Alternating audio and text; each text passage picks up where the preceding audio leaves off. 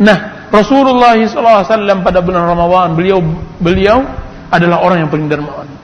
Rasulullah SAW mengatakan sebagaimana yang disebutkan oleh Abdullah bin Abbas, kana Rasulullah sallallahu alaihi wasallam ajwadun nas. Adalah Rasulullah SAW orang yang paling dermawan. Orang yang paling dermawan. Wa ajwadu ma yakunu fi Ramadan, dan kedermawanan beliau berlebih-lebihan ketika bulan Ramadan. Dermawan. Jadi belajar dermawan, belajar bagaimana memposisikan harta. Kalau memang selama ini harta begitu kuat melekat dalam hati, mari kita mulai belajar sedikit demi sedikit. Kita angkat satu persatu, rupiah per rupiah di tangan kita, kemudian kita infakkan. Sehingga nantinya kita pada tingkat sahabat Rasulullah SAW dan para tabi'in, yang harta yang ada di tangan Allah lebih dia percayai daripada harta yang ada di tangannya. Itu yang disebutkan oleh Rasulullah SAW kepada Abdullah bin Umar, dan alangkah banyaknya wasiat Rasulullah kepada Abdullah bin Umar.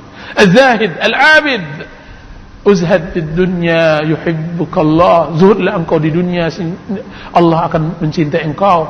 Wazhad ma fi aidin nas yuhibbukan nas. Dan zuhudlah engkau yang ada di tangan manusia, niscaya manusia akan mencintai engkau. Itu wasiat Rasulullah SAW kepada Abdullah bin Umar. Jadi belajar.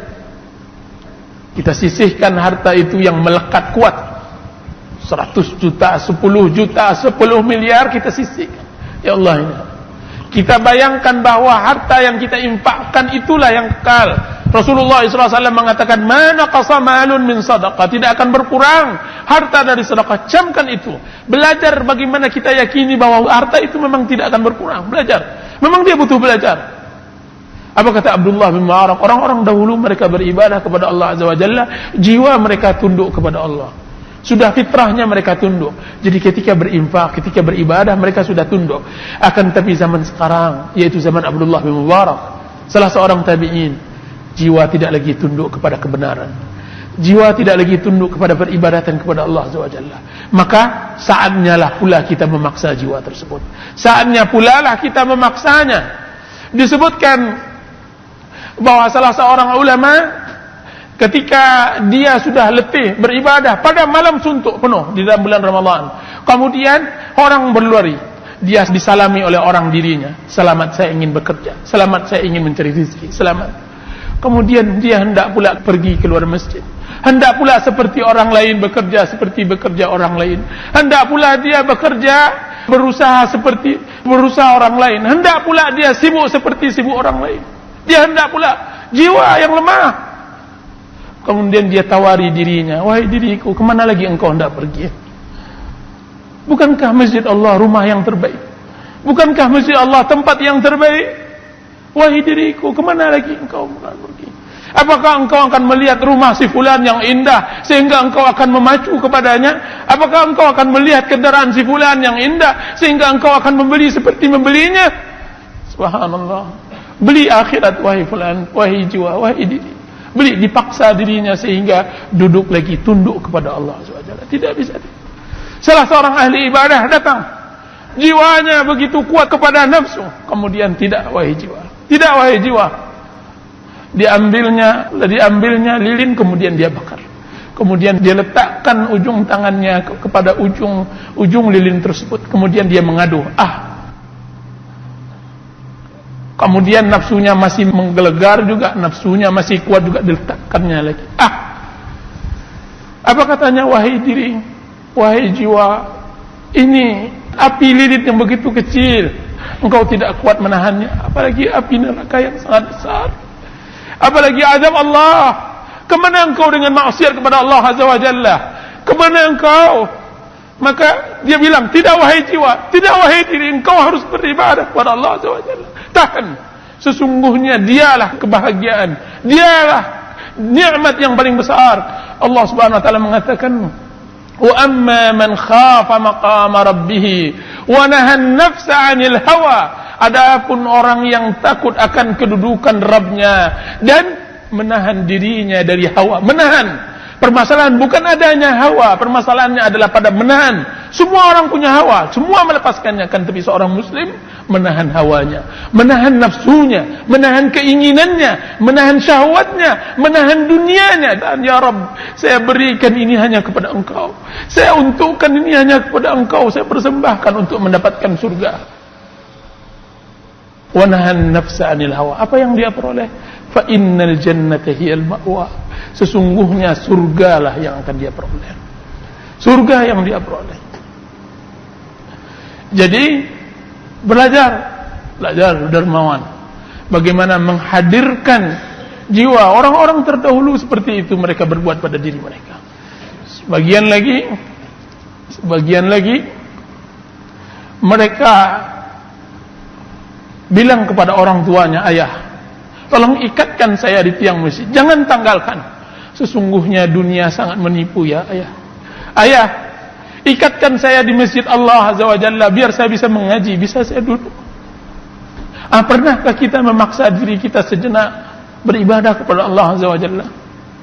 Pernahkah kita menenangkan diri, wahai diri, satu surat, wahai diri, satu ayat, bersabar, tidak akan berkurang dunia engkau, tidak akan merugi engkau di dunia. Satu surat engkau bacakan karena Allah Azza wa Jalla antara qamat dan azan kepada Allah Azza wa Jalla. Semoga dengan itu Allah akan angkat derajat engkau. Wahai diri, duduk sebentar, iming-imingi diri dengan akhirat, iming-imingi diri dengan pahala yang besar, karena diri memang sangat kuat. Innan nafsa la ammaratun bisu. Sesungguhnya jiwa benar-benar mengarah kepada keburukan.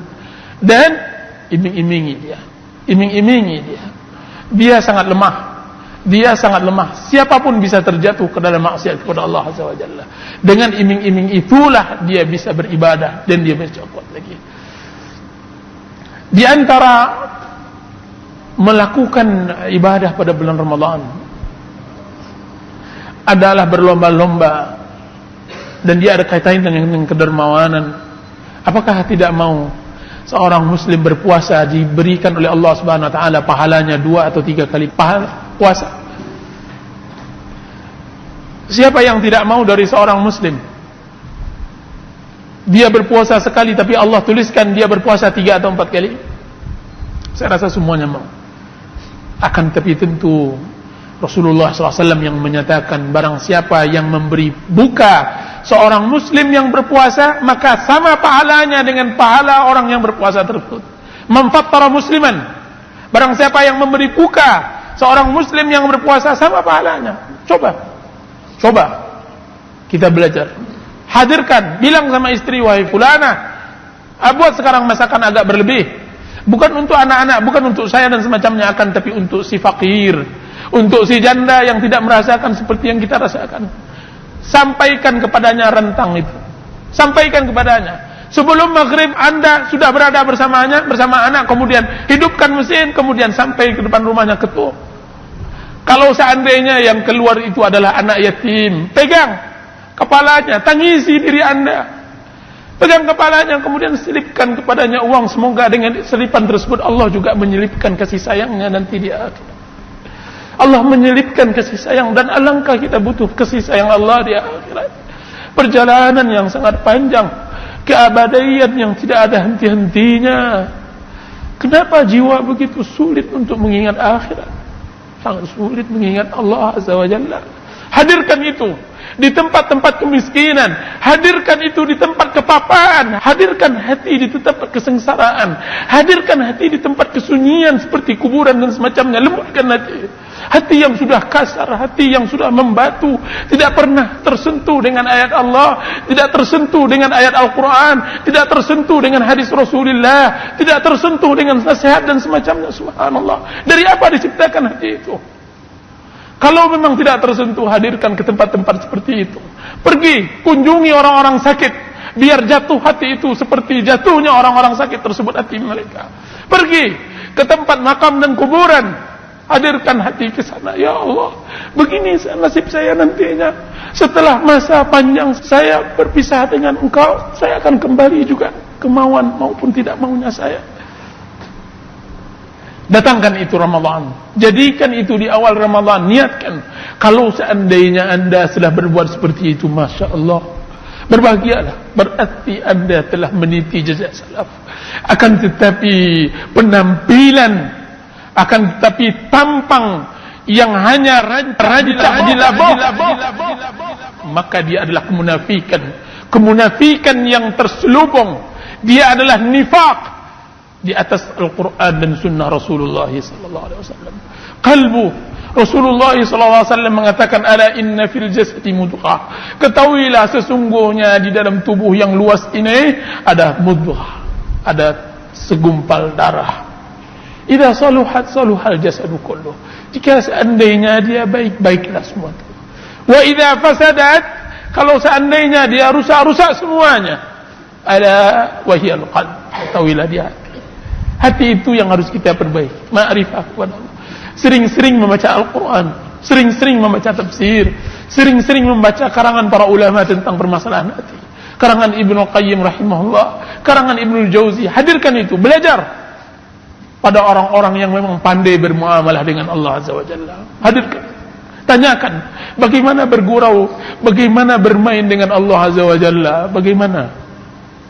Dan alangkah pandainya salaf dahulu bagaimana bermain dengan Allah Azza wa Jalla. Bagaimana Allah Subhanahu wa taala memberikan pengampunan yang sangat luar biasa. Kenapa? Karena hambanya benar-benar pandai mengambil hati Allah. Begitu pandai. Seorang pezina satu hari dia kehaus di padang pasir. Didapatkannya sebuah sumur. Membuat dia tidak tega membiarkan anjing tersebut kehausan. Dia telah haus, dia merasakan bagaimana tidak enaknya haus. Bagaimana sengsaranya haus. Maka dia turun. Sekarang dia tidak hanya bisa minum langsung, dia harus membawakan ke atas. Diambilnya sepatunya, kemudian sepatu tersebut dicelupkan ke air sumur tersebut. Dia naik sekarang, tidak mungkin dia berpegangan dengan tangan, karena tangannya sekarang ada sepatu yang di dalamnya air. Dia tidak bisa naik. Akhirnya terpaksa mulutnya yang selalu menjilat maksiat kepada Allah Azza wa Jalla, dia letakkan sepatu yang akan dia minumkan anjing tersebut. Dia minumkan anjing. Dia angkat. Mungkin dia tidak pandai beribadah, akan tapi begini, di tempat seperti ini Allah Subhanahu wa taala mudah mengampunkan seorang hamba-Nya. Di tempat lembut-lembut hati seperti ini, jatuh hati orang tersebut, dia Allah Subhanahu wa taala mengampuni. Dia angkat, dia naik sedikit demi sedikit sampai di atas mulut sumur.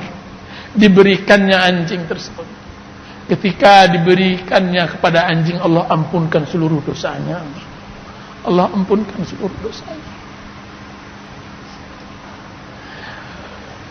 Anda tidak seperti pezina tersebut.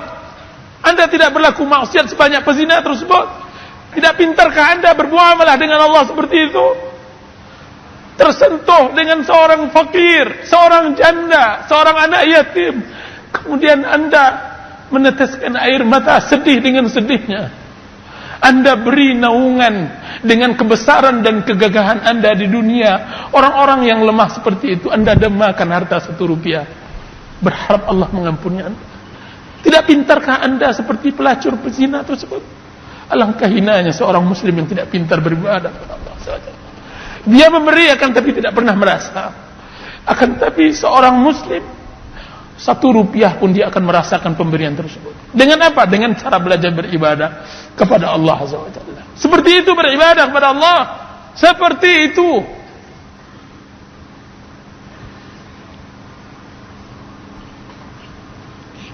Salah seorang orang tua yang telah melanglang buana dengan maksiatnya di dunia, di ujung-ujung akhir kehidupannya dikumpulkannya anaknya.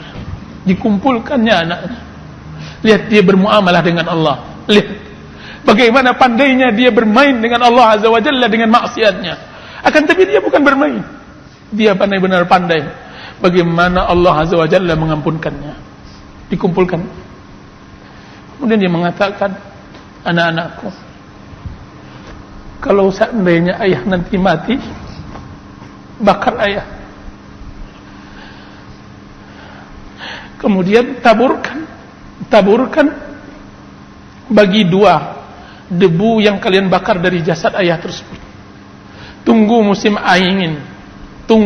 angin, kemudian berangkatlah kalian di atas bukit, kemudian yang satu bungkus tersebut tebarkan dia ke bumi, biarlah dia jatuh di pepohonan yang sangat banyak tersebut.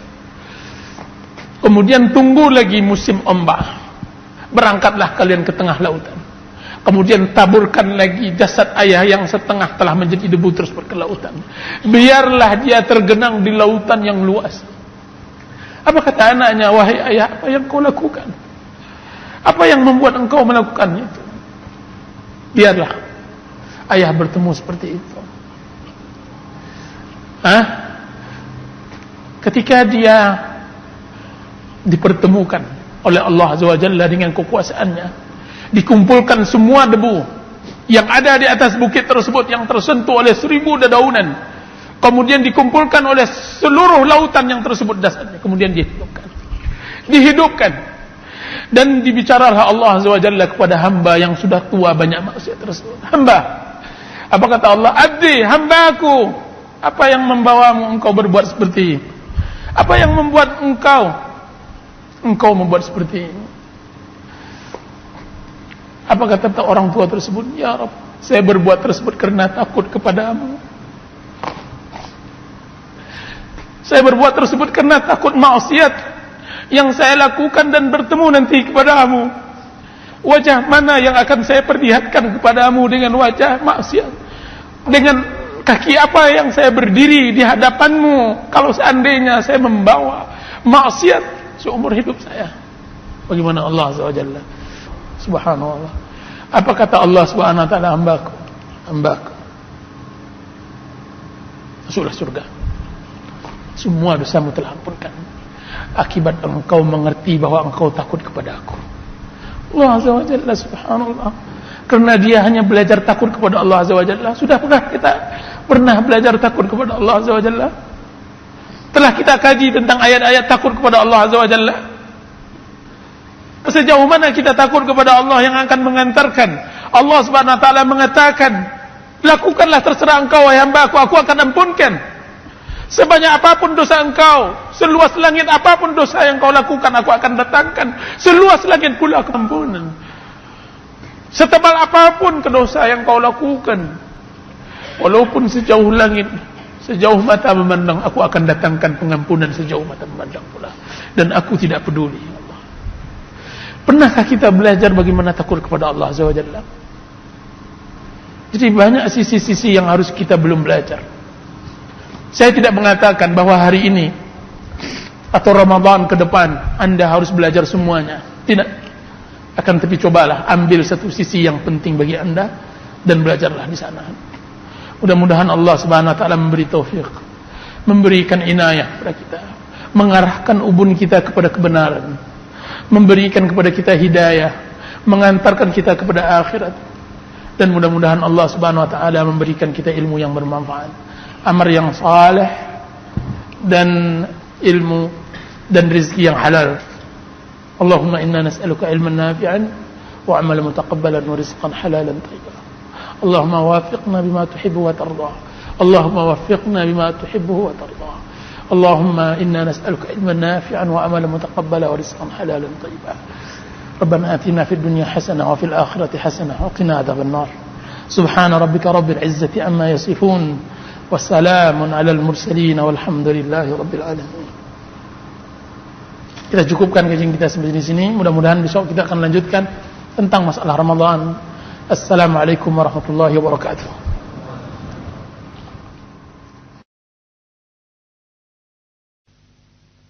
Bismillahirrahmanirrahim. إن الحمد لله نحمده ونستعينه ونستغفره ونعوذ بالله من شرور أنفسنا ومن سيئات أعمالنا من يهده الله فلا مضل له ومن يضلل فلا هادي له أشهد أن لا إله إلا الله وحده لا شريك له وأشهد أن محمدا عبده ورسوله صلى الله عليه وعلى آله وسلم تسليما كثيرا.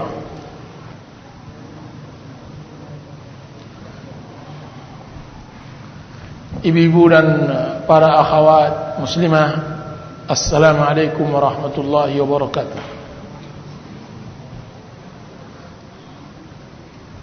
Sehubungan dengan dekatnya Ramadan dan untuk datang Ramadan, ini adalah pertemuan saya yang terakhir, maka saya ingin mengisi kajian kali ini adalah tentang masalah hal-hal yang menyangkut kedatangan bulan Ramadan. Hal-hal yang menyangkut masalah kedatangan bulan Ramadan.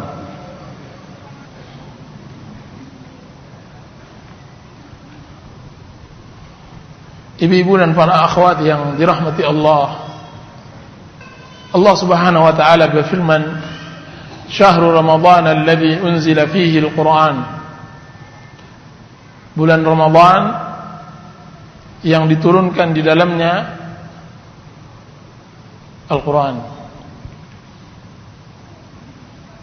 Sebentar lagi kita akan menghadapinya. Dan Ramadan adalah musim kebaikan, musim penggandaan ganjaran dan pemberian hadiah besar-besaran. Dibukakannya pintu kebaikan. Bulan diturunkannya Al-Quran. Rasulullah SAW bersabda yang diriwayatkan oleh Abu Hurairah radhiyallahu anhu, "Idza jaa Ramadan futihat abwabul jannah wa ghulliqat abwabun nar wa suffidatis syayatin." Ketika datang bulan Ramadan, dibukalah pintu surga dan ditutuplah pintu neraka dan dibelenggulah syaitan. Para ulama mengatakan dibukanya pintu surga karena banyaknya amal ibadah pada waktu itu sebagai pendorong bagi yang beramal. Dikuncinya pintu neraka karena sedikitnya maksiat yang dilakukan, dan dibelenggu syaitan, yaitu karena mereka tidak leluasa sebagaimana leluasanya mereka mengganggu anak Adam pada bulan-bulan yang lainnya. Bertemunya kita dengan bulan Ramadan adalah nikmat yang agung, karena dengan hal itu kita bisa kembali kepada Allah Azza wa Jalla dengan melakukan ketaatan dan menjauhi perbuatan maksiat. Kita bisa mengingatnya yang selama ini kita lalai. Kita bisa dekat kepada Allah Azza wa Jalla yang selama ini kita jauh. Ahli syair mengatakan, "Ya dzallazi ma kafahu adh-dhanbu fi Rajabin hatta asa rabbahu fi syahri Sya'bani." Wahai engkau yang tidak cukup melakukan dosa pada Rajab, lalu engkau sambung kembali pada bulan Sya'ban. Laqad azallaka syahrus shaumi ba'dahuma fala tusayyirhu aidan syahra isyani. Telah datang bulan puasa kepadamu setelah keduanya, janganlah engkau jadikan lagi bulan itu bulan dosa. Watlul Qur'ana wasabbih fihi mujtahida fa innahu syahru tasbihin wa qur'ani. Bacalah Al-Quran dan bersungguhlah dalam bertasbih, karena bulan itu adalah bulan Al-Quran dan tasbih. Kam kunta ta'rifu mimman sama fi salafin min baini ahlin wa jirani wa ikhwani. Berapa banyak yang engkau kenal mereka yang berpuasa dari keluarga, tetangga dan saudara. Afnahumul mautu wastabqaka ba'dahumu hayyan fama aqrabal qasi minad dani. Mereka telah dimusnahkan oleh kematian, menyisakan dirimu, alangkah dekatnya yang sekarang dengan yang terdahulu. Jadi Ramadan adalah pensucian diri dari maksiat kepada Allah Azza wa Jalla. Rasulullah SAW ketika menyambut bulan Ramadan, beliau mengatakan, ahlan, selamat datang bulan Ramadan. Beliau menyambut bulan Ramadan karena beliau tahu bahwa bulan Ramadan adalah bulan ketaatan, bulan yang tidak sama dengan bulan-bulan yang lainnya. Ibu-ibu dan para akhwat yang dirahmati oleh Allah Subhanahu wa taala. Berapa banyak dahulunya orang-orang yang bersama kita melakukan puasa bulan Ramadan, dan sekarang ada yang tidak lagi bisa menyambut bulan Ramadan. Mereka adalah orang-orang yang kita kenal, yang telah diambil oleh Allah Subhanahu wa taala, yang umurnya telah dicukupkan untuk bisa menghirup di permukaan bumi ini. Coba lihat, baru kemarin rasanya kita menyambut bulan Ramadan. Sekarang Ramadan telah tiba. Belum lepas dari ingatan hari-hari kita pada bulan Ramadan.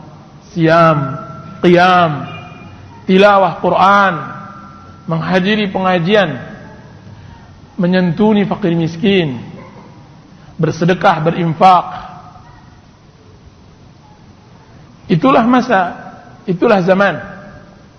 Pergantian siang dan malam adalah bahannya. Pertukaran detik ke detik, menit ke menit, seakan-akan saling mengejar. Perputaran matahari dan peredaran bulan, itulah lingkaran yang Allah Subhanahu wa taala telah buat. Allah Subhanahu wa taala berfirman, "Inna fi khalqis samawati wal ard wa ikhtilafil laili wan nahar la ayatin liulil albab." Sesungguhnya dari penciptaan langit dan bumi dan perbedaan siang dan malam merupakan tanda-tanda bagi orang-orang yang ulul albab, yang berakal. Hari ini Sabtu, besok Ahad, besok Senin, begitu seterusnya. Untuk apa gunanya hari ini dan gunanya hari besok dan semacamnya? Adalah laayatin liulil albab, adalah tanda-tanda bagi orang yang berakal. Allah Subhanahu wa taala berfirman tadi, "Inna fi khalqis samawati wal ardh." Dari semua perjalanan hidup anak manusia, dari tahun ke tahun, dari Ramadan ke Ramadan, apa yang tersisa? Bukankah semuanya hilang? Semuanya sirna. Semuanya sirna. Apa yang kita cubit dengan jemari kita pada masa lalu tidak akan terasa lagi perihnya hari ini. Apa yang kita alami dari pengalaman pahit pada masa lalu tidak akan menyusahkan pikiran kita sekarang ini. Letihnya ahli ibadah di dalam beribadah kepada Allah Azza wa Jalla sudah tidak beda lagi dengan nikmatnya pelaku maksiat di dalam berbuat maksiat kepada Allah Azza wa Jalla. Nasi dengan garam yang dimakan oleh fakir sudah sama rasanya dengan makanan lezat yang dimakan oleh si kaya. Yang tinggal hanya pertanggungjawaban. Yang tersisa hanya kebaikan yang dipersembahkan kepada Allah atau dosa dan kejahatan yang dilakukan kepadanya. Faman ya'mal mithqala dzarratin khairan yarah wa man ya'mal mithqala dzarratin syarran yarah. Barang siapa yang melakukan kebaikan sekalipun sebesar biji sawi, sekecil apapun, apakah itu hanya kerlingan, hanya langkah, hanya gerakan, Allah akan tulis, pasti ia akan melihatnya kembali. Dan barang siapa yang berbuat kejahatan sekalipun sebesar biji sawi, apapun bentuknya, niscaya ia akan pasti melihatnya. Kapan dia melihatnya? Di akhirat. Dia melihatnya nanti. Maka kita katakan yang tersisa hanya pemuliaan untuk orang-orang yang berbuat kebaikan dan hukuman terhadap orang-orang yang berbuat kejahatan. Allah Subhanahu wa taala berfirman, "Innal abrara lafi na'im wa innal fujjara lafi jahim." Sesungguhnya orang baik niscaya dia mendapatkan surga na'im, dan sesungguhnya yang jahat niscaya dia memperoleh neraka jahim. Lihatlah di mana Firaun dengan kebesarannya, di mana Haman dengan keahliannya, dan di mana Qarun dengan kekayaannya. Bukankah telah sirna dalam pandangan, tidak meninggalkan jejak dan bekas? Bukankah tidak lagi terdengar suara Fir'aun yang berkata kepada rakyatnya, ana rabbukumul a'la, saya adalah Tuhan kalian yang tertinggi. Bukankah kita tidak lagi mendengar kata-kata Qarun dengan pengahnya, innama utituhu ala ilmin indi. Qarun, dia berkata kepada khalayak ramai dari harta yang dia dapatkan, sesungguhnya aku peroleh semua ini dari keahlianku.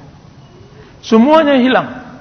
Yang pasti yang tinggal dan yang tersisa bagi Qarun dan Firaun dan Haman adalah azab dan siksaan yang pedih. Dan di mana Bilal dan jeritannya ketika batu besar menghimpit perutnya di tengah padang pasir dan terik matahari yang kuat. Bilal berkata, ahad, ahad. Kemana perginya suara yang tertahan dari Khabbab bin Arad ketika majikannya meletakkan besi panas di tubuhnya? Semuanya sirna, yang tinggal hanya pahala dan kesabaran dan ganjaran dari sebuah perjuangan. Itulah masa lalu, masa sejarah orang-orang yang saleh maupun yang taleh, sejarah orang yang telah menggoreskan kehidupannya dengan kebaikan, dan sejarah orang-orang yang telah menggoreskan kehidupannya dengan keburukan. Anda tidak akan ditanya tentang masalah Fir'aun dan Haman, sebagaimana Anda tidak akan mendapatkan pahala dari apa yang telah digoreskan oleh Bilal dan Khabbab bin Arad. Allah Subhanahu wa taala berfirman, tilka ummatun qad khalat laha ma kasabat wa lakum ma kasabtum wa la tus'aluna amma kanu ya'malun. Itulah umat yang telah berlalu. Fir'aun telah berlalu, Khabbab bin Arad, sahabat Rasulullah SAW, telah berlalu. Bagi mereka apa yang mereka perbuat, bagi semua orang-orang tersebut apa yang mereka telah perbuat, mereka perbuat. Mereka yang akan merasakan nikmat atau sengsaranya, mereka yang akan mendapatkan siksaan atau ganjarannya, mereka yang akan merasakan semuanya. Dan bagi kamu apa yang kamu perbuat, walakum ma kasabtum, bagi kalian apa yang kalian perbuat, wala tus'aluna amma kanu ya'malun, dan kamu tidak akan dipertanyakan apa yang telah diperbuat oleh orang-orang terdahulu. Allah tidak akan mempertanyakan kita tentang perbuatan orang-orang terdahulu, perjuangan mereka untuk mempertahan di atas istiqamah, di atas din.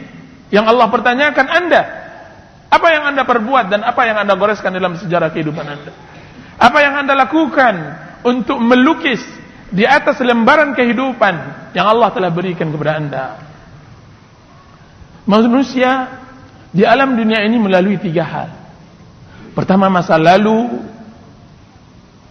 dan yang kedua masa depan, dan yang ketiga masa sekarang ini.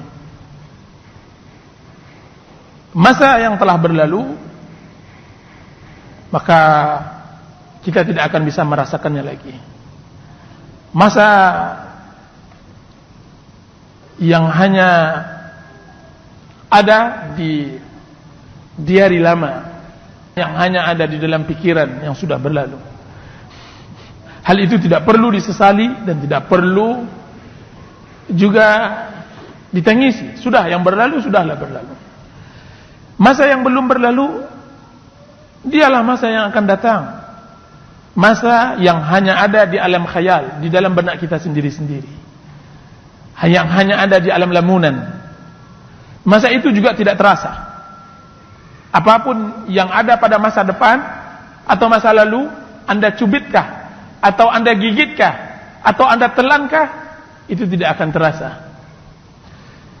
Yang terasa adalah masa sekarang ini, detik ini, menit ini. Nah, kalau seandainya kita tahu hal itu, berarti kehidupan yang hakiki adalah kehidupan hari ini. Masa itu berada pada detik ibu-ibu mendengar ucapan saya. Ucapan yang baru saya ucapkan tadi sudah menjadi lembaran masa lalu ibu. Ucapan yang belum saya ucapkan nanti sedetik lagi atau 2 detik lagi akan menjadi masa depan ibu, yang tadi masa lalu. Nah, masa yang ibu lakukan adalah detik yang ibu mendengarkan suara hari ini. Berarti kehidupan hanya ada pada satu kata. Kehidupan tidak lebih dari hanya satu ungkapan.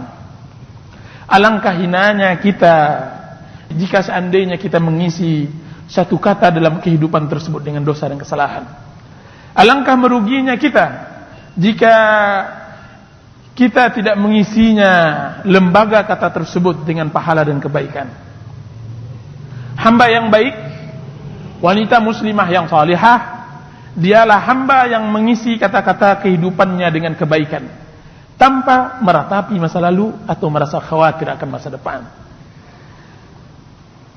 Suatu hari Rasulullah SAW memegang pundak Abdullah bin Umar. Rasulullah Habibul Mustafa sallallahu alaihi wasallam memegang pundak Abdullah bin Umar. Az-Zahid, Abid, Alim, As-Salik, Al-Murid, Abdullah bin Umar radhiyallahu anhuma. Siapa yang tidak mengenal Abdullah bin Umar? Seorang ahli ibadah, ahli ilmu, ahli zuhud. Dipegang pundaknya dan Rasulullah SAW mewasiatkan kepada Abdullah bin Umar, ya Abdullah, kun fid dunya ka'annaka gharibun aw abiru sabil. Wahai Abdullah, jadilah engkau di dunia seakan-akan engkau adalah orang yang asing, atau seperti seorang pengembara. Itu nasihat Rasulullah SAW kepada Abdullah bin Umar.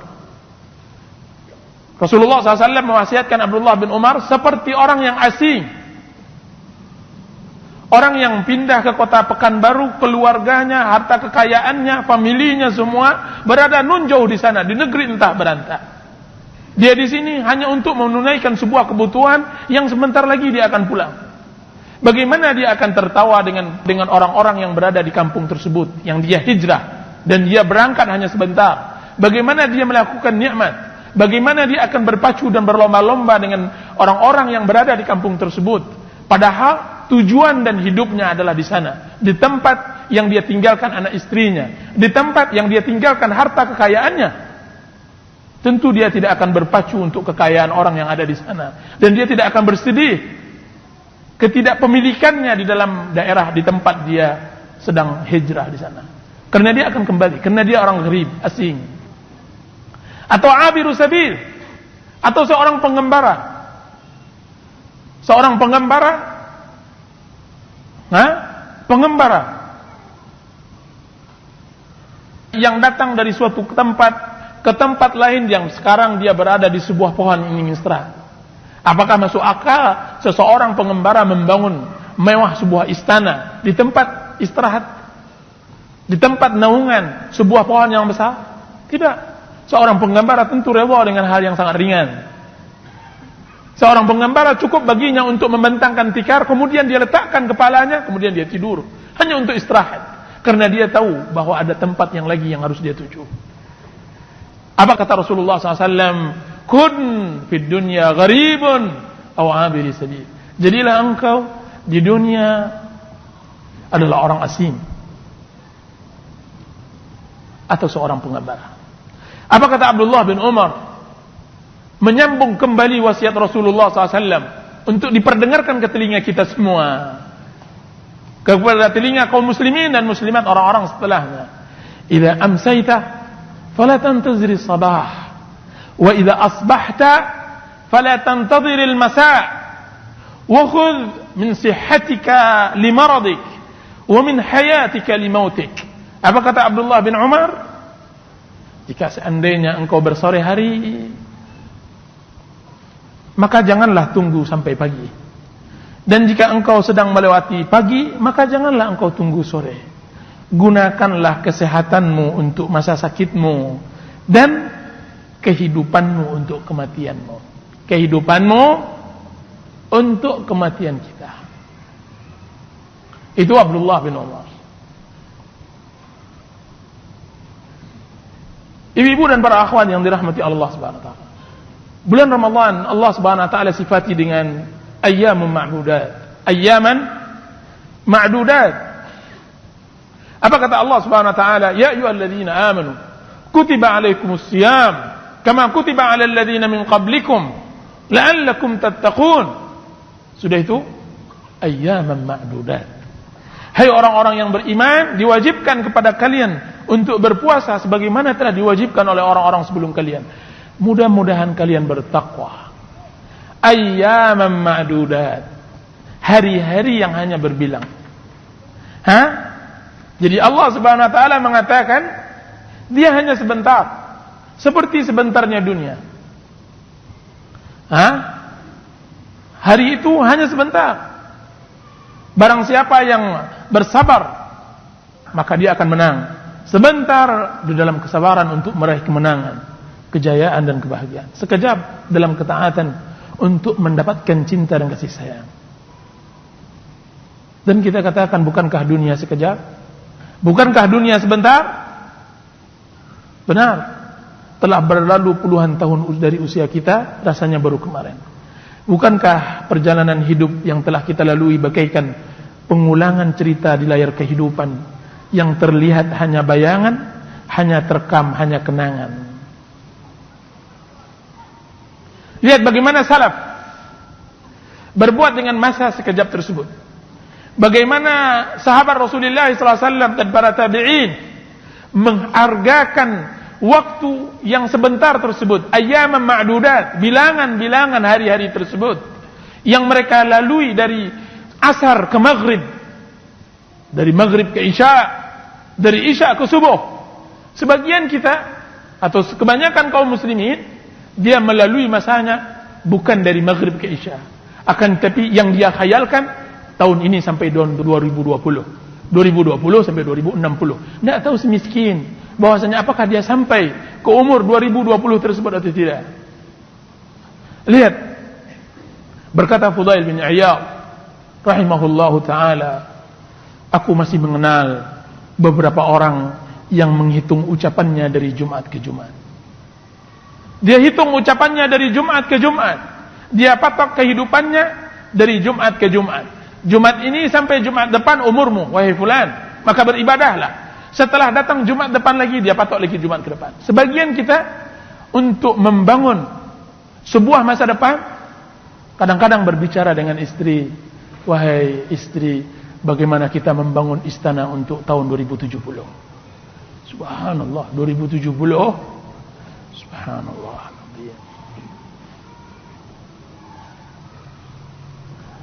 Amir bin Abdul Qais rahimahullahu ta'ala, dia melakukan salat 1000 rakaat setiap harinya. 1000 rakaat. Saya katakan di dalam masalah 1000 rakaat ini, wa khairul hadi hadi Muhammadin sallallahu alaihi wasallam, sebaik petunjuk adalah petunjuk Rasulullah sallallahu alaihi wasallam. Sesungguhnya beliau melakukan salat sunnah dalam satu malam tidak lebih dari 11 rakaat. Akan tetapi begitulah sejarah menceritakan kepada kita. Akan tetapi begitulah kita membaca sejarah salaf, bahwa Amir ibn Abdul Qais melakukan salat 1000 rakaat. Suatu hari seseorang menjumpainya, wahai imam, bolehkah aku berbicara denganmu satu kalimat? Wahai imam, saya ingin berbicara denganmu satu kalimat. Maka ia berkata, wahai fulan, jika seandainya engkau ingin berbicara denganku, maka tahanlah untuk sementara matahari. Tahanlah sementara matahari, baru akan aku berbicara denganmu. Satu hari, seseorang menahannya untuk ingin berbicara tentang masalah-masalah dunia. Dia mengatakan, cepatlah engkau ngomong, berbicaralah cepat. Sungguh aku sedang tergesa-gesa. Apa kata orang yang mengajak dia berbicara? Wahai imam, apa yang membuatmu tergesa-gesa? Apa kata beliau? Tergesa-gesa karena nyawaku hendak dicabut. Tergesa-gesanya karena nyawanya hendak dicabut. Utsman Al-Baqillani rahimahullah, dia berkata, aku sangat membenci satu hal, yaitu adalah waktu ketika aku berbuka. Dalam kehidupan ini satu yang dia benci, yaitu dia benci ketika dia berbuka. Kenapa itu wahai para akhwat? Karena ia mengatakan berbuka akan menghalangiku dari berzikir, karena dia makan. Berbuka akan menghalanginya dari berzikir, mengunyah, sehingga dia tidak bisa berzikir kepada Allah Azza wa Jalla. Daud At-Tai rahimahullah, Daud At-Tai rahimahullah, dia tidak pernah makan roti kering. Dia hanya makan roti basah yang telah dimasukkan ke dalam air. Ketika dikatakan kepadanya, wahai imam, kenapa engkau tidak makan roti kering? Kenapa harus makan roti yang harus dicelupkan di dalam air? Maka dia mengatakan, antara makan roti kering dengan roti basah, saya bisa mempergunakan waktunya membaca 50 ayat. 50 ayat, akhwat. Sedangkan ini bagi kita sangat-sangat tidak masuk akal. Kalaulah bukan sejarah yang menukilkan kita dengan jalur yang benar, jalur yang sahih, dari sanad yang kita tidak bisa dustakan sejarah tersebut, niscaya kita telah dustakan kisah seperti ini. Suatu hari orang-orang mengelilingi Ma'ruf Al-Karkhi rahimahullah. Ma'ruf Al-Karkhi tiba-tiba setelah dia bosan mendengar orang-orang yang berbicara sekelilingnya, dia mengatakan, wahai fulan wa fulan, wahai kalian-kalian, tidakkah kalian berdiri? Kapan lagi kalian berdiri? Tidakkah kalian lihat malaikat tidak pernah bosan menyeret matahari? Kalian kapan berdiri lagi? Sehingga saya bisa beribadah kepada Allah Azza wa Jalla. Maka kita katakan merekalah kesatria di medan perang, di dalam perangan ini. Merekalah bumerang merah yang langka. Bagaimana tidak, Rasulullah sallallahu alaihi wasallam, uswah dan qudwah mereka, telah bersabda, al-kayyisu man dana nafsah wa amila lima ba'da al-maut, wal ajiz man atba'a nafsahu hawaha wa tamanna 'ala Allah al-amani. Apa kata Rasulullah SAW? Orang yang pintar, orang yang cerdas. Apa itu orang pintar yang cerdas? Orang yang pintar, ibu-ibu, menurut Islam bukan yang tinggi nilainya, enggak. Bukan yang pintar dalam berdagang, tidak. Orang yang pintar adalah orang yang bisa mengalahkan dirinya dan berbuat untuk kematian.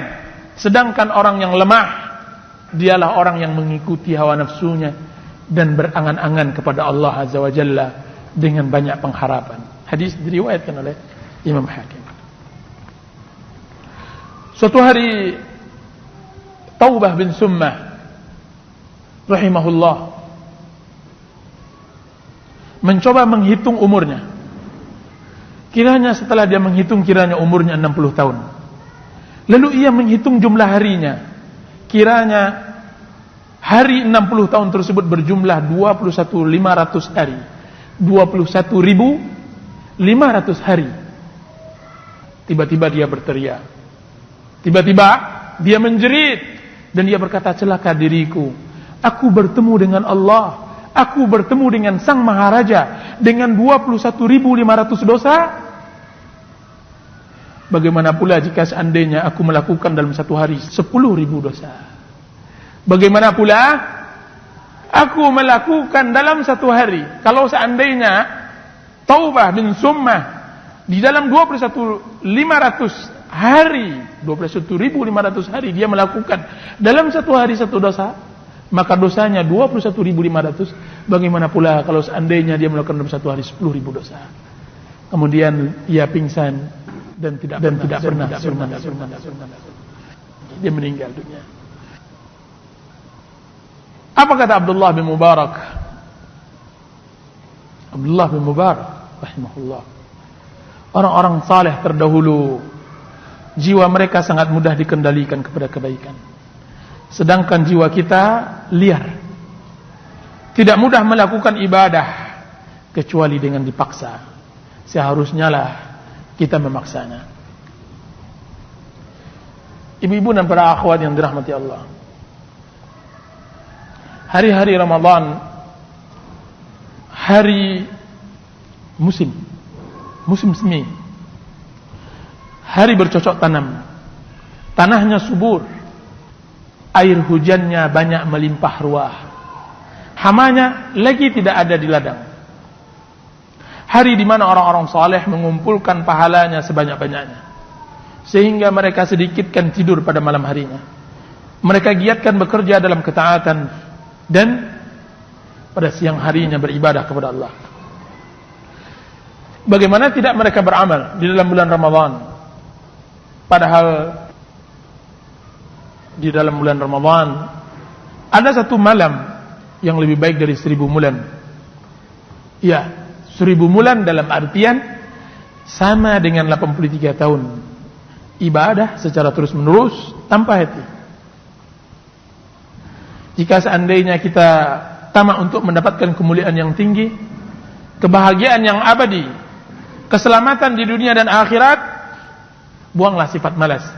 Sambutlah Ramadan dengan hati yang puas, dan undurkanlah peristirahatan.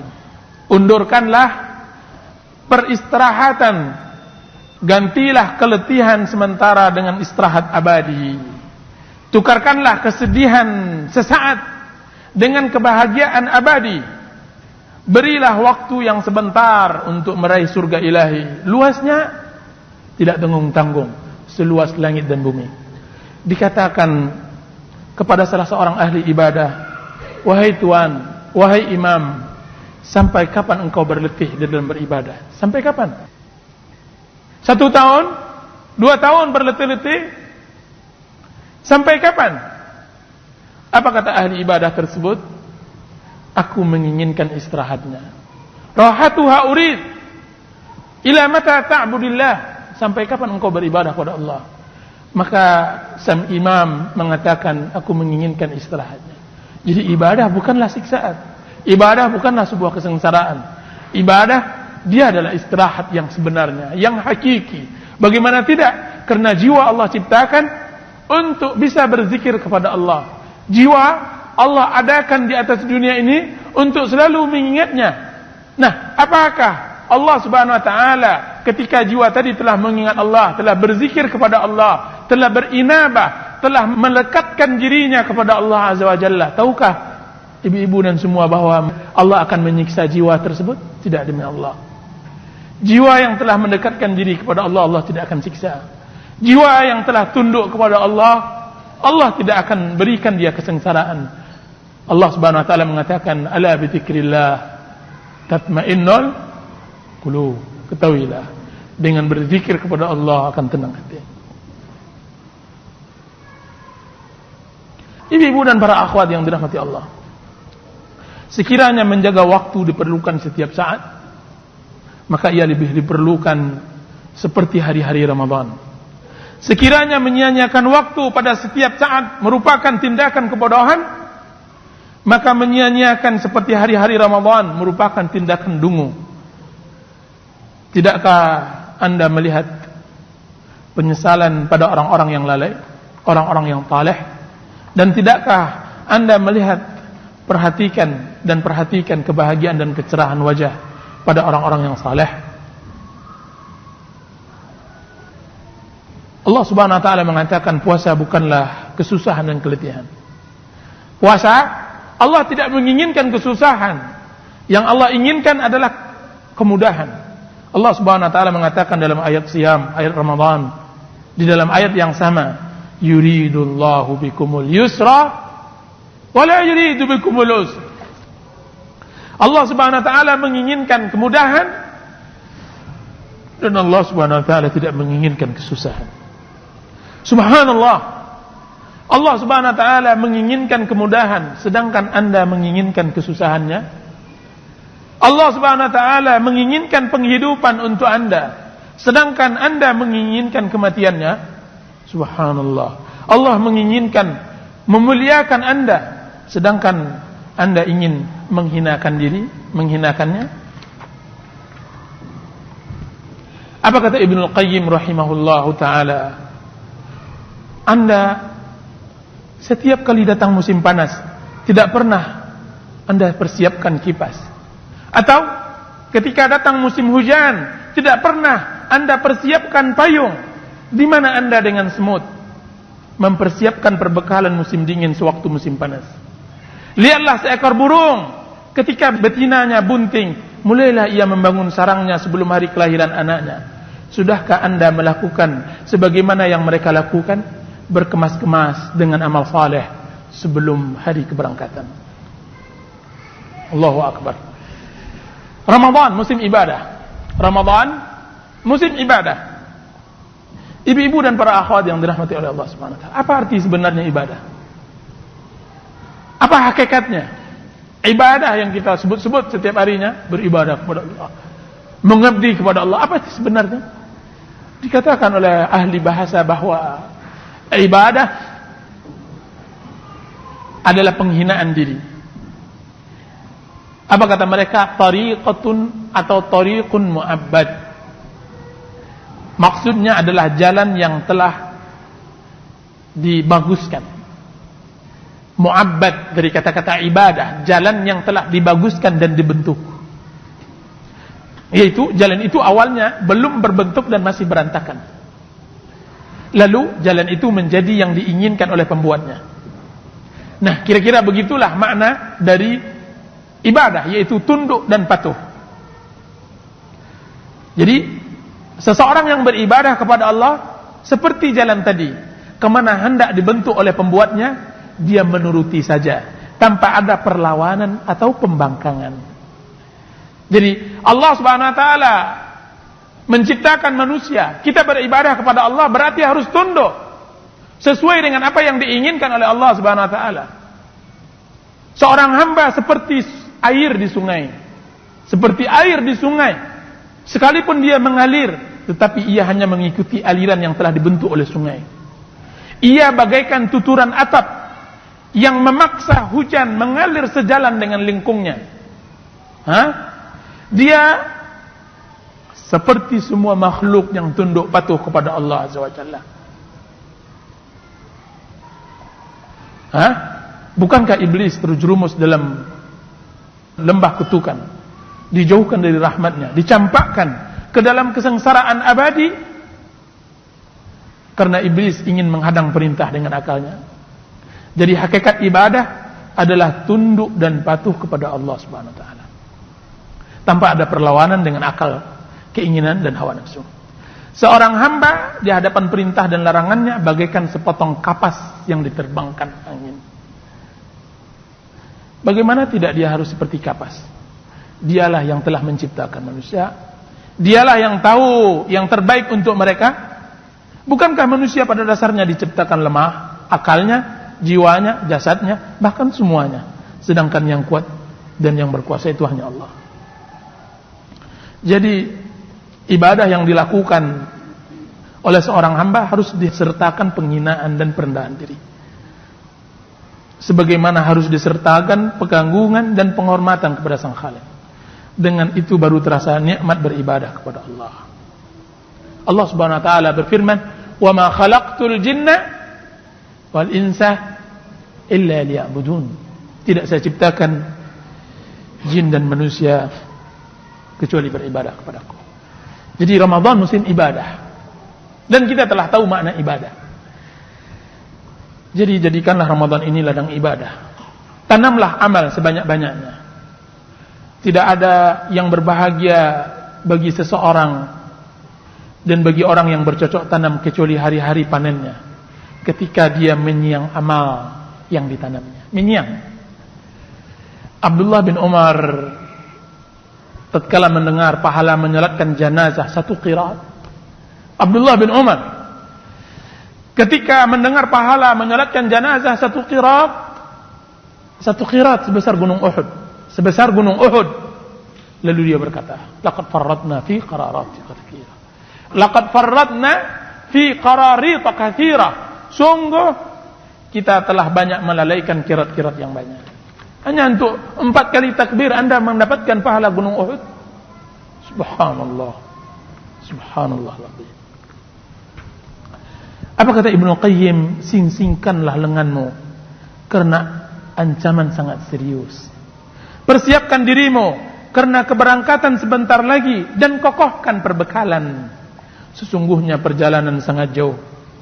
Anda menghadapi perjalanan yang berat, maka tidak dapat ditempuh kecuali bagi orang-orang yang membawa barang yang ringan. Barang yang ringan yang hanya bisa dibawa untuk perjalanan yang sangat jauh. Orang-orang yang ingin berangkat pulang kampung, ketika ada neneknya membawa barang sebanyak-banyaknya, durian dia bawa, ubi di belakang rumah pun dia bawa. Kita mau bawa apaan nenek-nenek ini? Tidak tahukah jalan 24 jam ke Jawa? Subhanallah. Terus apa yang dibawa anak? Bawa yang penting-penting, yang kira-kira mahal.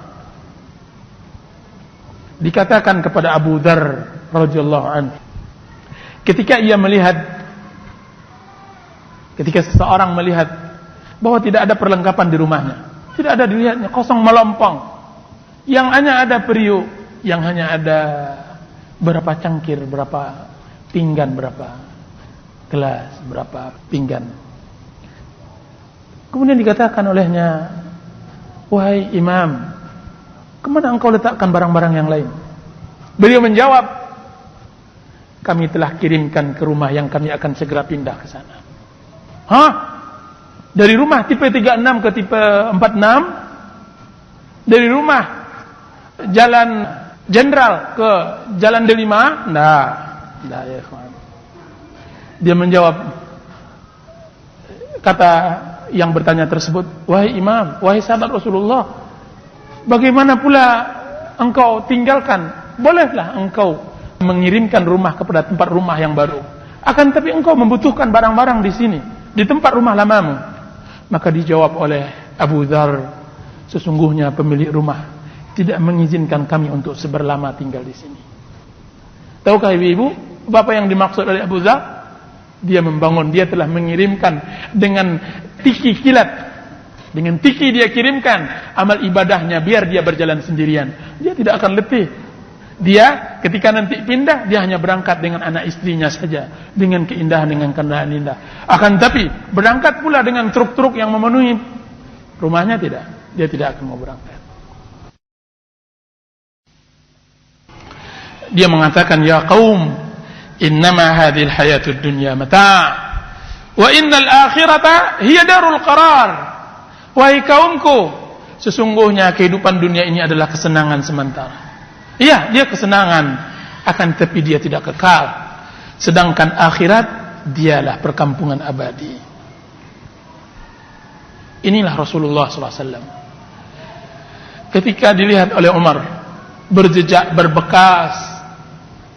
berbekas punggungnya, tidur di tempat kandang ontanya ketika dia mendiamkan semua istrinya. Istrinya meminta uang banyak, istrinya meminta perbekalan yang banyak. Akhirnya dia tinggalkan istrinya sebulan penuh, tidak dia dekatkan. Dia ambil tempat tinggal di tempat kandang untanya. Kemudian masuk Umar bin Khattab. Masuklah Umar bin Khattab. Ketika dia masuk, dilihatnya berjejak guratan-guratan tikar di punggungnya. Ya Rasulullah, saya lihat Kisra dan Kaisar. Saya lihat Kisra dengan kebanggaannya, saya lihat Kaisar dengan kekayaannya. Akan tapi engkau Rasulullah, engkau manusia yang dipilih oleh Allah, engkau perlakukan diri engkau seperti ini ya Rasulullah. Apa dijawab oleh Rasulullah SAW kepada Umar? Mali walid dunya. Wahai Umar, apa geranganku dengan dunia? Apa hubunganku dengan dunia? Saya tidak mempunyai hubungan dengan dunia. Innama mathali wa mathalud dunya kamathali rakibin fi zilli syajarah thumma raha wa tarakaha. Perumpamaanku dengan dunia, wahai Umar, seperti pengembara yang berhenti sejenak di lindungan pohon, lalu tidak lama kemudian dia meninggalkannya. Isa al-Masih alaihi salam, siapa yang hendak membangun rumah di atas gelombang? Siapa yang hendak membangun rumah di atas gelombang lautan? Semua murid-muridnya mengatakan, tidak wahai Nabi, ya Rasulullah, tidak. Tidak ada yang akan membangun rumahnya di atas gelombang laut. Siapa pula? Apa kata Isa alaihi salam? Itulah dunia, maka jangan jadikan ia tempat tinggal. Ibu-ibu dan para akhwat yang dirahmati oleh Allah Subhanahu wa taala.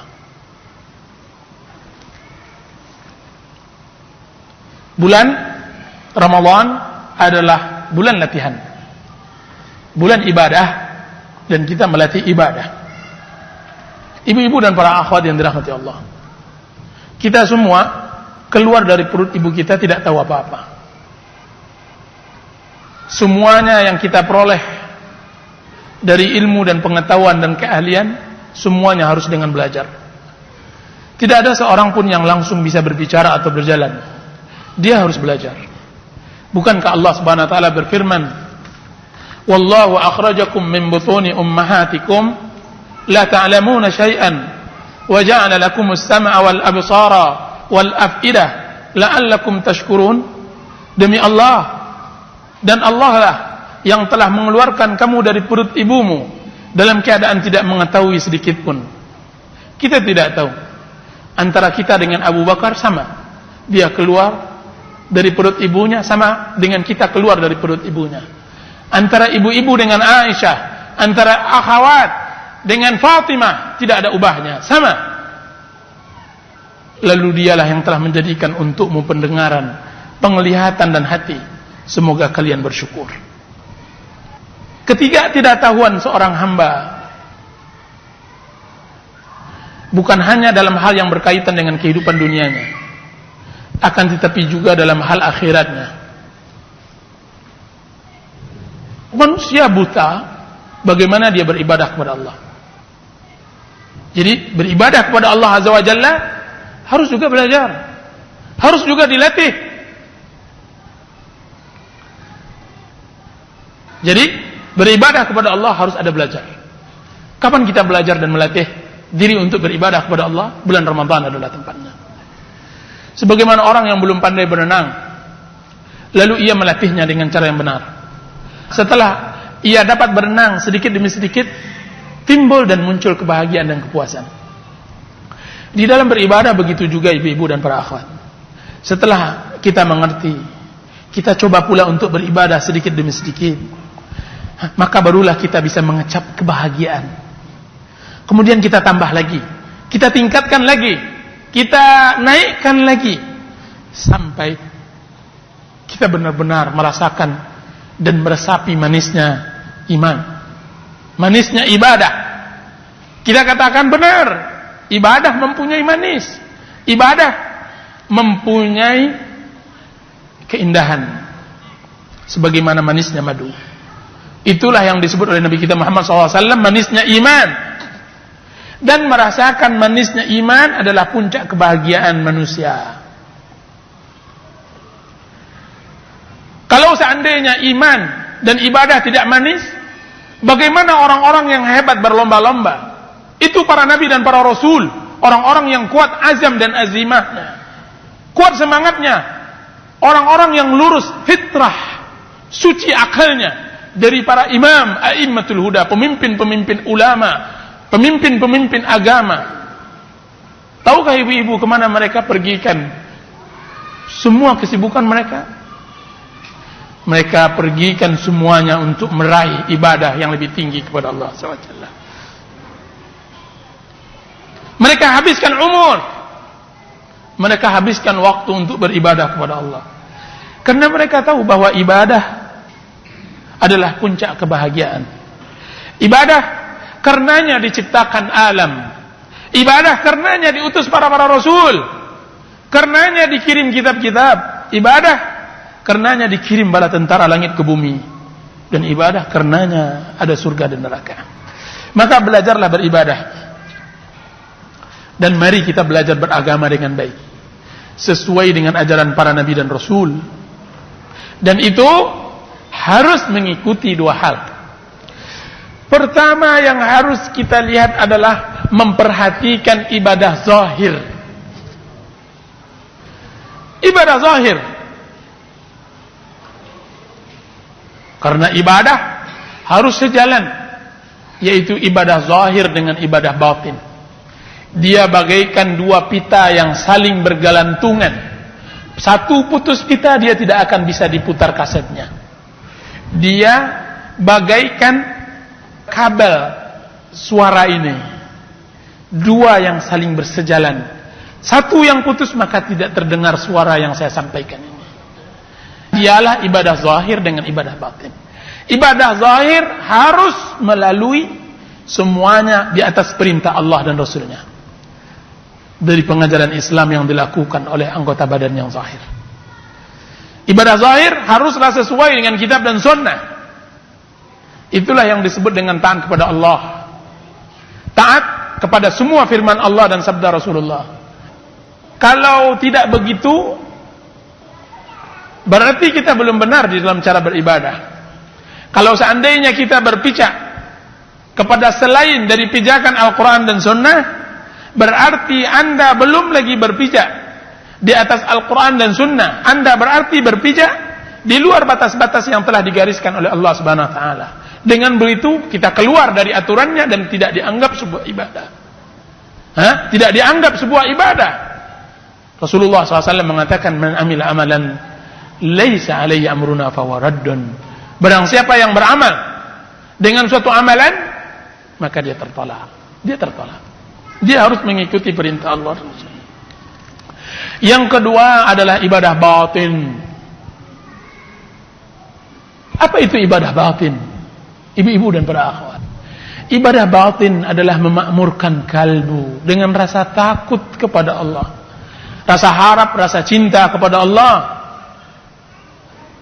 Ibadah batin adalah ibadah seorang hamba kepada Allah dengan bergaul dengan Allah. Kita bergaul dengan Allah, bermuamalah dengan Allah.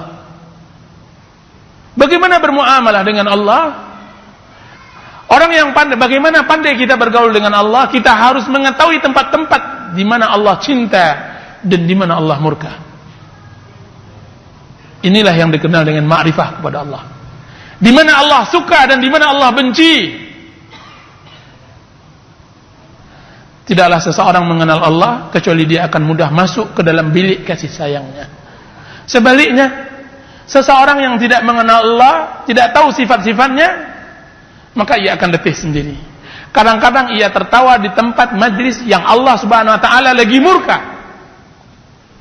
Dia berjalan di tempat-tempat yang Allah Subhanahu Wa Taala dia ingin berhenti. Allah menginginkan dia berhenti. Kadang-kadang ia berbuat ketika Allah menginginkannya untuk meninggalkannya. Kadang-kadang ia berbuat di saat Allah menginginkan dia tidak berbuat, diam di tempat. Kadang-kadang sebaliknya, Allah menginginkan dia berbuat, tapi malah dia diam di tempat. Kuncinya, ibu-ibu dan para akhwat, beribadah hendaknya belajar dengan benar. Tidak seperti kebanyakan orang, beribadah orang, dia pun pula beribadah. Tidak tahu entah siapa yang diibadati. Tidak tahu, tidak semakin. Beribadah orang, dia pula beribadah, mengikut-ngikut orang. Akan tapi kemana dia akan berikan ibadahnya, dia tidak tahu. Bagaimana cara ibadahnya, dia tidak tahu. Apa yang diibadati, dia tidak tahu. Kata orang sini, beribadah orang, beribadah pula kita. Tidak tahu apakah siapa yang diibadati. Dan kita belajar, kita melatih diri tentu dengan guru. Karena tidak ada seorang pun yang pandai tanpa guru. Kalau seandainya dia ingin belajar berenang, tentu ia akan belajar dengan guru yang pandai berenang, plus pandai pula mengajar berenang. Kalaulah guru tidak pandai berenang, dia mengajarkan berenang, itu tidak salah. Percuma saja ibu sewa dia sebagai guru berenang, tidak pandai berenang. Begitu juga belajar ibadah kepada Allah dan belajar agama. Jangan pula ia belajar dengan orang yang tidak pandai beribadah dan tidak tahu agama. mintalah kepada Allah Subhanahu wa taala taufik untuk mendapatkan guru yang benar, menuntun kita kepada jalan yang lurus, tidak menuntun kita kepada jalan yang salah. Apa kata salah seorang ulama? Inna hadzal ilma din. Sesungguhnya ilmu yang ibu tuntut ini adalah agama, kebahagiaan akhirat. Kalau permasalahan dunia, ibu berhati-hati untuk mencari orang-orang yang ahli. Anda berhati-hati. Kalau belajar memasak, tentu tidak belajar sama saya, nanti saya kasih garam di saat saya harus beli gula. Salah, bodoh ibu kalau seandainya menunjuk saya sebagai ahli memasak. Akan tapi cari yang ahli. Begitu juga mencari guru agama. Apa kata para ulama tadi? Inna hadzal ilma din. Sesungguhnya ilmu ini, yang ilmu ibu tuntut ini adalah kehidupan. Ada pangkal kesengsaraan dan kebahagiaan. Fanzuru amman ta'khuduna dinakum. Maka lihat-lihatlah orang-orang yang akan kalian ambil ilmunya. Lihat-lihat dulu, jangan sembarangan. Asal ambil saja. Masalah dunia kita mau berhati-hati, masalah akhirat ujung kesengsaraan dan ujung kebahagiaan kita melalai-lalaikan, menyia-nyiakan, sembarang saja, sembrono, tidak, salah.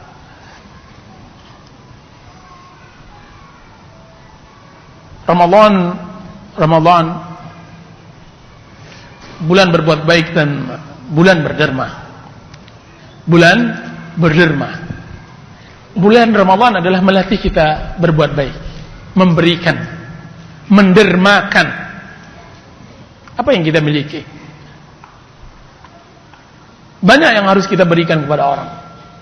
Kalau di bulan lain-lainnya kita meminta dan berharap kepada orang, maka bulan Ramadan jadikan tema, momennya memberi. Rasulullah SAW mengatakan, yadul ulya khairun minal yadis sufla. Tangan di atas lebih baik dari tangan di bawah. Beri. Jangan meminta. Rasulullah SAW mengatakan, orang yang selalu meminta, nanti di akhirat didatangkan dia dalam keadaan tidak mempunyai daging di wajahnya, seperti tengkorak karena dia tidak mempunyai malu. Coba menderma ya. Coba kita memberi. Saya katakan memberi tidak harus memiliki uang. Kalau seandainya kita tidak mempunyai harta, banyak hal. Tersenyum dengan saudara adalah derma. At-tabassumu fi wajhi akhika sadaqah. At-tabassum fi wajhi akhika sadaqah. Senyum di wajah saudaramu sedekah. Apapun nilai-nilai dan norma-norma kebaikan yang Anda limpahkan kepada orang yang membutuhkan, berarti Anda telah bersedekah. Berarti Anda telah berderma. Ucapan yang baik adalah sedekah. Tasbih, zikir adalah sedekah. Memberi suap makanan kepada seseorang adalah sedekah. Lihat Rasulullah SAW pada bulan Ramadan. Dari Abdullah bin Abbas. Apa kata Abdullah bin Abbas? Kana Rasulullah SAW ajwadun nas, wa kana ajwadu ma yakunu fi Ramadan hina yalqahu Jibril. Apa kata Abdullah bin Abbas? Adalah Rasulullah SAW manusia yang paling dermawan, dan beliau lebih dermawan lagi ketika hari Ramadan, ketika ia ditemui oleh Jibril, di mana Jibril menemuinya pada bulan Ramadan, lalu beliau mengulang Al-Quran dengannya. Apa kata Abdullah bin Abbas? Apa kata Abdullah bin Abbas? Fala Rasulullah sallallahu alaihi wasallam ajwadu bil khairi minar rihil mursalah. Adalah Rasulullah SAW lebih baik, lebih dermawan daripada angin yang lepas. Angin yang ibu hirup ini memberikan semua orang yang menghirupnya, dia berikan. Dan Rasulullah SAW lebih dermawan dari itu. Suatu hari seorang Badui datang kepada Rasulullah SAW. Seorang Badui datang kepada Rasulullah. Ya Rasulullah, bagikan aku. Jadi orang dia ini meminta, Badui ini meminta akan tapi memaksa. Coba lihat. Ya Rasulullah, murni. berikan kepadaku harta yang Allah Subhanahu wa taala telah berikan kepada engkau. Apa kata Rasulullah SAW? Wahai fulan, engkau lihatkah lembah onta yang di sana? Benar ya Muhammad. Dia orang Badui, dia enggak nyebut Rasulullah. Muhammad, berikan harta yang Allah telah berikan kepada engkau. Wahai fulan, nampakkah engkau lembah itu? Apa itu? Lembah onta. Ya, saya lihat wahai Muhammad. Apakah saya mengambil 1-2 ekor ontanya? Apakah Rasulullah tidak ambil semua lembah itu dengan ontanya? Dibawanya onta-onta tersebut ke kampungnya, kemudian dia mengatakan kepada kaumnya, kabilahnya, wahai kaum, aslimu fa inna Muhammadan yu'til atiyata man lam yashghal faqra. Wahai kaum, masuklah kalian ke dalam Islam. Sesungguhnya Muhammad memberikan pemberian yang tidak takut kefakiran. Rasulullah tidak takut fakir, tidak takut miskin. Dia beri. Seseorang Badui datang lagi kepada Rasulullah SAW. Sedang enak berbicara, Rasulullah menggunakan serban, ditariknya serban tersebut oleh Badui tersebut. Ya Muhammad, murni mimma lillahi alladhi a'tak. Ya Muhammad, berikan aku harta yang Allah telah berikan kepada engkau. Sudah meminta akan tetapi memaksa. Dilihatnya oleh Rasulullah SAW, padahal sal itu sal yang sangat kasar, bergores merah bahunya Rasulullah SAW karena tarikan yang kuat dari Badui tersebut. Rasulullah SAW tersenyum, kemudian dia mengatakan, berikan Badui ini harta yang Allah telah berikan kepadaku. Rasulullah berikan. Tidak takut dia, tidak takut fakir. Siapa itu Rasulullah SAW? Orang yang 3 bulan tidak pernah masak di rumahnya. 3 bulan. Apa kata Aisyah radhiyallahu anha? Berlalu bulan ke bulan, bulan purnama ke bulan purnama 3 kali. Sedangkan di rumah Rasulullah SAW tidak ada api yang membakarnya. Bukan tidak ada kayu bakar, bukan tidak ada api, korek api, tidak. Kan tapi tidak ada yang dimasak. Terus dikatakan kepada Aisyah, apa kira-kira makanan kalian selama 3 bulan tersebut? Maka Aisyah mengatakan, al-aswadan, karma dan air. Karma dan air. Itu rumah tangga Rasulullah. Mudah-mudahan kita bisa belajar berderma pada bulan Ramadan ini.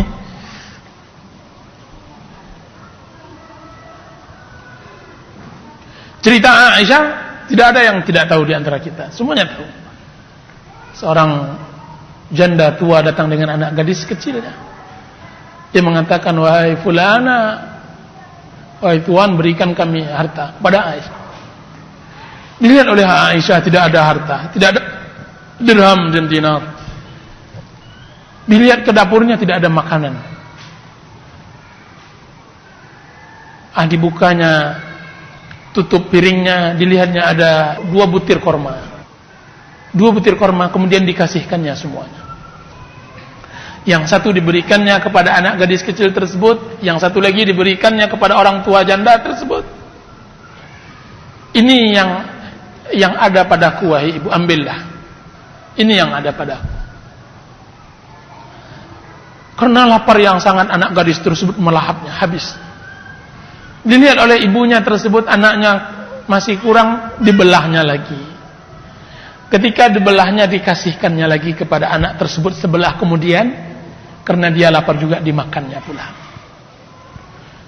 Apa kata Aisyah? Berbangga. Coba lihat, hembusan kebahagiaan ada di dalam hati orang yang memberi. Begitulah orang-orang dermawan, bahwa dia lebih berbahagia daripada orang yang menerima. Orang-orang di dalam lembaran-lembaran orang dermawan, mereka lebih berbahagia daripada orang-orang yang diberi.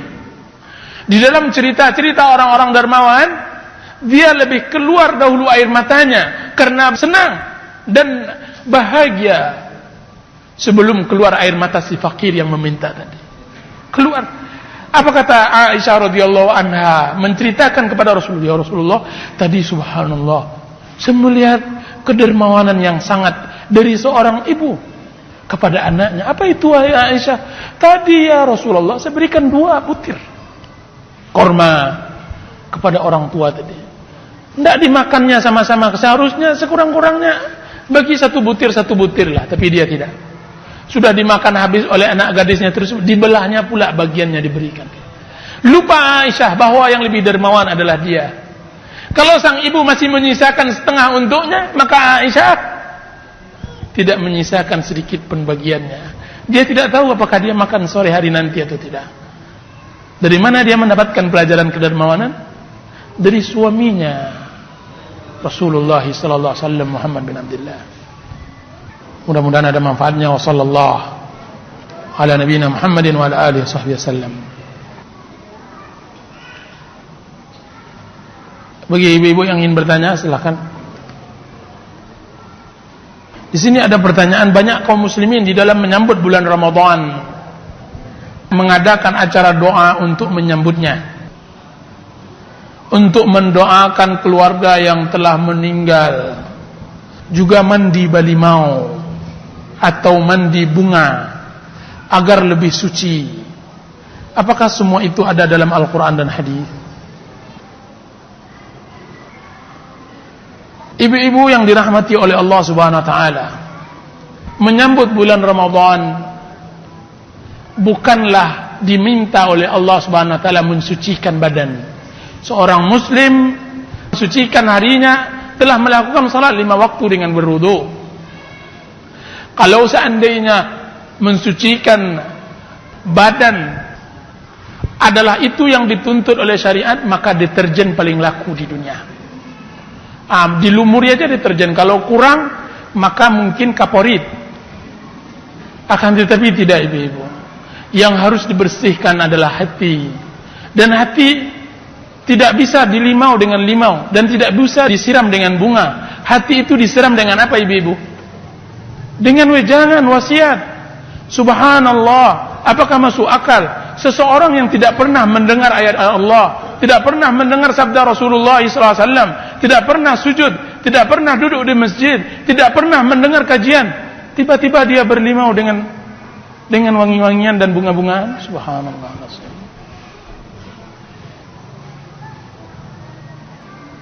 Kalau seandainya itu yang diinginkan oleh Allah Subhanahu wa taala, niscaya yang dulu masuk surga adalah artis-artis. Kalau seandainya itu yang diinginkan oleh Allah Subhanahu wa taala, niscaya anak-anak Kisra dan Kaisar akan masuk surga. Karena setiap harinya mereka berlimau, setiap harinya mereka berbunga dan semacamnya. Subhanallah. Dan yang paling banyak masuk neraka adalah orang-orang kampung. Subhanallah. Jadi hal yang tidak dianjurkan oleh Allah Subhanahu. Ini dari bentuk kita tidak paham dengan Allah. Kita tidak mengenal Allah. Kita tidak tahu apa kemauan Allah. Allah suruh Subhanahu wa taala untuk berjalan, kita malah mundur ke belakang. Allah Subhanahu wa taala suruh berbicara, kita malah diam. Kita tidak tahu. Allah Subhanahu wa taala suruh suci hatikan. Allah suruh memandikan dan mensucikan dan membersihkan hati. Kita malah mengotori hati dan membersihkan badan. Subhanallah. Apaan ini? Sedangkan mendoa keluarga, mengadakan acara doa untuk menyambut dan mendoakan keluarga yang telah meninggal, subhanallah. Mendoakan keluarga tidak untuk bulan Ramadan saja. Dan tidak diundang pula orang-orang untuk mendoakan. Kalau seandainya keluarga tersebut tidak mau mendoakan keluarganya, siapa lagi? Apakah orang-orang tersebut disumbat mulutnya dengan ayam dan nasi baru mau mendoakan keluarga kita? Subhanallah, celakalah orang-orang yang berdoa tersebut. Baru disumbat mau mendoakan keluarga kita, dan Anda yang menyumbat mulut-mulut tersebut tidak bisa mendoakan satu lafaz kata, satu doa untuk keluarga yang tercinta. Berkeringat, berpeluh mencari uang untuk menyumbat mulut-mulut yang mendoakan keluarga kita yang bukan dari hati. Subhanallah. Yang Allah telah butuhkan bukan harta yang Anda peluhkan mencarinya. Allah tidak membutuhkan Harta yang Anda habiskan. Kemudian dengan harta tersebut Anda bisa undang seorang satu kampung 1.000 orang, 2.000 orang. Kemudian diadakan acara besar-besaran. Kemudian Anda mengatakan, doakanlah keluarga saya, doakan ayah saya, ibu saya. Sedangkan saya hanya pandai mencari uang, mencari duit untuk mengundang acara ini. Saya tidak pandai berdoa. Subhanallah, seperti ini kita bermuamalah dengan Allah. Alangkah jahatnya kita kepada Allah Azza wa Jalla. Bahkan kita tidak jahat kepada Allah, kita jahat kepada diri kita. Tidak mau kasih rasa cinta dan sayang kita. Kita berikan doa yang tulus dan ikhlas kepada orang tua yang telah meninggal dunia. Ya Rabbana, berikan doa dia, Rabbighfirli wa liwalidayya warhamhuma kama rabbayani shaghira. Ya Allah, ampunkanlah aku dan kedua orang tua. Tidak sama orang-orang yang diupah menangisnya dengan orang-orang yang benar-benar dapat musibah. Dahulu orang-orang untuk meramaikan meninggal orang tuanya diupah. Ibu-ibu, janda-janda, orang-orang tua dibayar 100.000. Apa pekerjaan kami? Maka dijawab, ibu pekerjaan ibu adalah meraung-raung di rumah saya untuk menangisi. Nah, orang yang mengundang makan untuk mendoakan keluarganya sama untuk pengupah tersebut. Dia upah untuk apa pekerjaannya? Untuk mendoakan. Karena kalau tidak digitukan tidak diupah. Dan ini saya katakan, bagaimana bisa sampai doanya kalau seandainya harus disumbat dulu dengan makanan dan semacamnya. Tidak akan sampai. Yang sampai adalah doa ibu yang memberikan makanan tersebut. Yang sampai adalah doa anak yang tulus di dalam malam yang gelap, yang dia tidak tahu kecuali antaranya dengan Allah. Yang akan sampai doanya, yang bisa menggetarkan langit dan bumi, yang akan bisa memberi manfaat kepada orang tuanya yang telah meninggal, adalah satu ucapan dari anak yang saleh dan salihah. Itu yang bisa sampai ibu-ibu. Yang lain tidak. Wallahu ta'ala a'lam.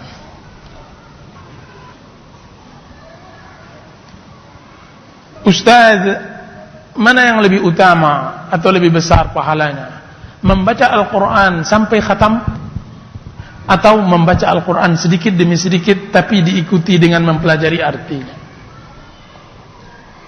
Maka kita jawab yang lebih utama adalah yang paling lama. Yang paling lama membaca Al-Quran atau yang belajar memahami Al-Quran. Yang paling lama. Misalnya begini. Kalau orang tersebut membaca Al-Qur'annya khatam 5 jam, sedangkan memahami Al-Qur'an 10 jam, maka yang afdal amanah yang 5 jam, yang 10 jam.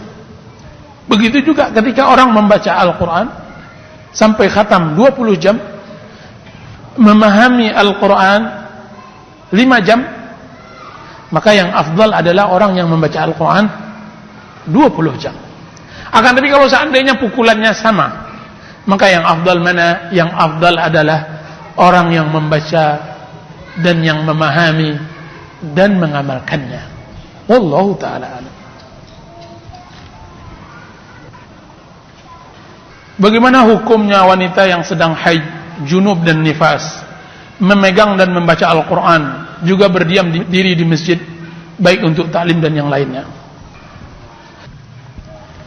Memegang Al-Quran, membaca Al-Quran diperbolehkan ketika dia haid, tanpa ada perselisihan jika seandainya dibaca itu tanpa harus memegangnya. Dan para ulama berselisih tentang memegang Al-Quran ketika dia haid. Yang tidak diperselisihkan adalah membacanya tanpa harus menyentuh. Sedangkan memegangnya para ulama berselisih. Akan tapi ada jalan keluarnya. Kalau seandainya ibu ingin juga membaca Al-Quran tanpa harus memegang Al-Quran, maka baca tafsir Al-Quran, atau baca buku-buku yang di dalamnya Al-Quranul Karim. Maka anda berarti tidak memegang Al-Quran sekalipun anda membacanya. Berdiam di masjid bagi wanita haid dan nifas, hukumnya tidak dibenarkan kecuali dalam keadaan darurat. Dan di antara yang darurat adalah menuntut ilmu. karena menuntut ilmu adalah hukumnya wajib. Jika seandainya seseorang akhwat, seorang ibu tidak mendapatkan kajian kecuali di masjid tersebut, maka diperbolehkan baginya untuk hadir sekalipun dalam keadaan haid atau nifas, karena hukum darurat, karena menuntut ilmu wajib bagi setiap muslim dan muslimat. Wallahu ta'ala a'lam.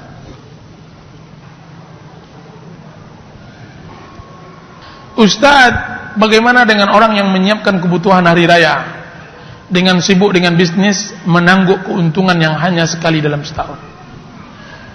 Tidak masalah jika seandainya dia bisa menggabungkan waktunya untuk berusaha dan beribadah kepada Allah. Dan saya katakan beribadah itu tidak mutlak ibu membaca Al-Quran dari pagi sampai sore, sudah itu melakukan pula salat malam dari sore sampai pagi, tidak. Akan tapi beribadah adalah belajar beribadah kepada Allah dari semua aktivitas kita yang kita lakukan hari-harinya. Itu saja. Akan tapi tentu pukulan ibadah kita dalam artian ibadah mahdah, ibadah yang memang untuk ibadah, itu diperbanyak. Wallahu ta'ala. Jadi tidak masalah. Ustaz, seorang guru ditawarkan pembagian keuntungan oleh distributor buku untuk menjual buku terbitannya ke murid-muridnya. Apakah guru tersebut boleh mengambil untung dari penjualan buku, atau guru tersebut termasuk orang yang menerima suap? Itu tergantung perjanjian dengan pihak sekolahnya. Karena guru tersebut ajir. Guru tersebut adalah ajir, orang yang disewa untuk mengajar murid-murid. Dan pemilik keputusan adalah pemilik sekolah. Kalau seandainya pemilik sekolah memberikan kebebasan di dalam keuntungan tersebut, maka boleh. Akan tetapi jika seandainya tidak mengizinkan mengambil keuntungan selain dari upah yang diberikan oleh sekolah tersebut, maka tidak boleh. Wallahu ta'ala a'lam. Wa sallallahu ala nabiyyina Muhammadin wa ala alihi wa sahbihi wasallam. Subhanakallahumma wa bihamdika asyhadu an la ilaha illa anta astaghfiruka wa atubu ilaik. Wassalamu alaikum warahmatullahi wabarakatuh.